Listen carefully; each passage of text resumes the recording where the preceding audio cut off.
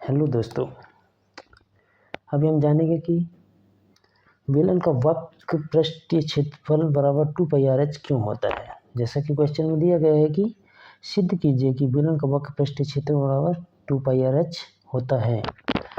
तो हमको अच्छी तरह से जानकारी हासिल करने के लिए सबसे पहले हमको यह जानकारी होना चाहिए कि बेलन किस तरह से दिखता है, बेलन का शेप क्या होता है। तो इसके लिए हम सबसे पहले बेलन का शेप बनाएंगे, एक डायग्राम बेलन का बनाते हैं। उसके बाद ही हमें जो है उसकी अच्छी तरह से जानकारी हम आपको दे पाएंगे। तो हम सबसे पहले बेलन का डायग्राम बनाएंगे। चलिए दोस्तों, हमने अपना डायग्राम बना लिया है। हमने एक बेलन का डायग्राम बना दिया है।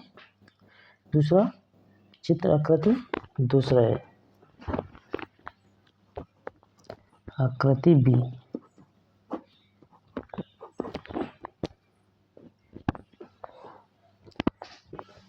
तो दोस्तों, हम इसमें देख रहे हैं कि ये एक आकृति बेलन की है, और जब हम बेलन को किसी कागज़ या कपड़े से ढकना होगा पूरी तरह से, तो हम उसको कम से कम कितने कागज़ से ढक सकते हैं, वह उसका क्या होगा, वक्र पृष्ठीय क्षेत्रफल।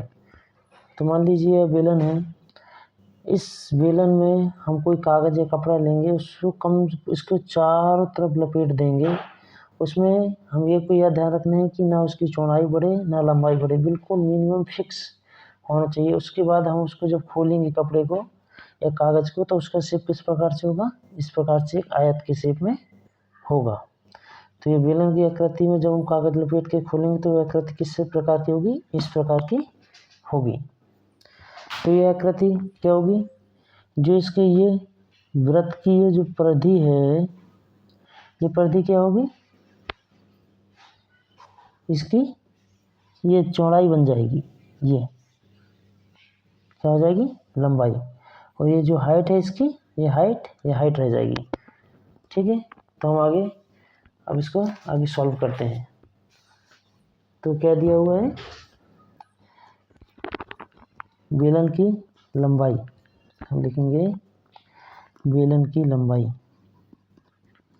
बेलन की लंबाई बराबर क्या है, L।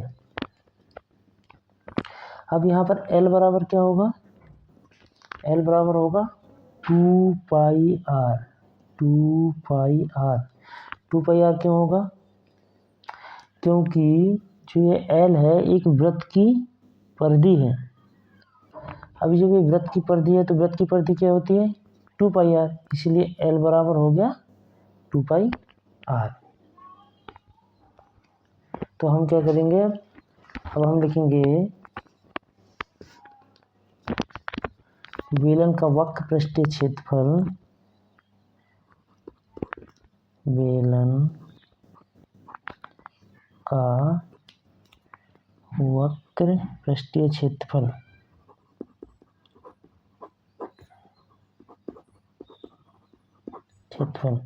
बराबर क्या होगा, आयत का क्षेत्रफल।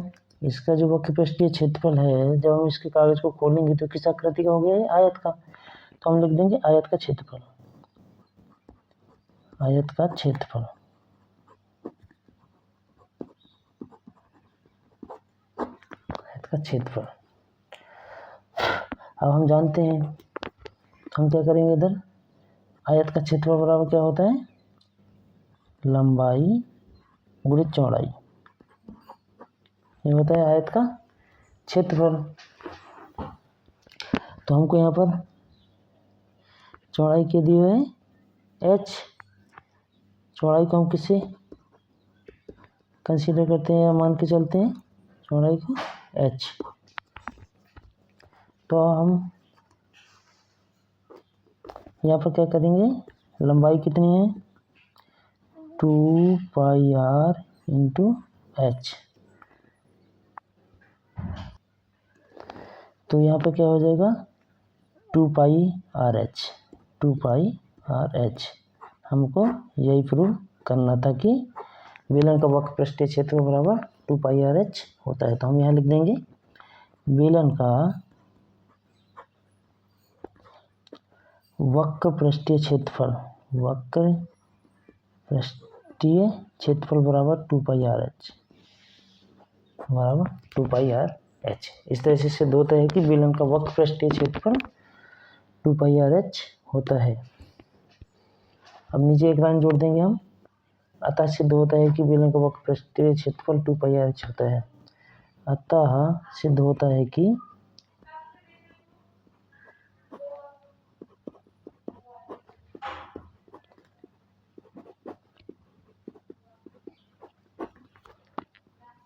का वक्र पृष्ठीय क्षेत्रफल 2πr/h होता है।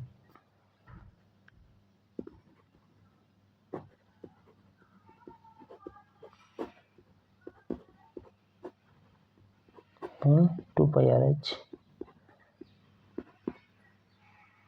होता है। चलिए एक बार हम दोबारा इस क्वेश्चन को रिव्यू करते हैं। तो सबसे पहले हम देखते हैं कि जैसे कि क्वेश्चन में दिया गया था कि सिद्ध कीजिए कि बेलन का वक्र पृष्ठीय क्षेत्रफल 2πr/h होता है। तो हमने क्या किया, एक बेलन की आकृति बनाई।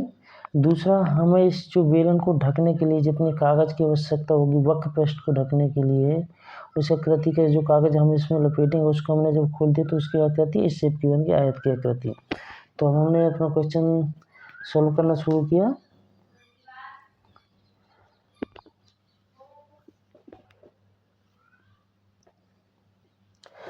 तो हमने देखा कि बेलन की लंबाई बराबर एल बराबर 2πr। 2πr क्यों है, क्योंकि ये जो वृत्त की परिधि होती है क्या होती है, 2πr। जब हमने इसको खोला तो ये इसकी लंबाई क्या होगी, एल बराबर क्या है, 2πr। ये वृत्त की परिधि होती है। ठीक है, तो हमने क्या किया, बेलन का वक्र पृष्ठीय क्षेत्रफल बराबर आयत का क्षेत्रफल। ये जो इसका क्षेत्रफल ये किसके बराबर हो गया, इस आयत के बराबर हो गया। अब आयत का क्षेत्रफल हमको पता है, लंबाई गुणित चौड़ाई। तो हमने क्या किया, लंबाई हमको पता है 2πr/h इंटू h कर दिया चौड़ाई। इसके बाद बेलन का वक्र पृष्ठीय क्षेत्रफल बराबर 2πr/h।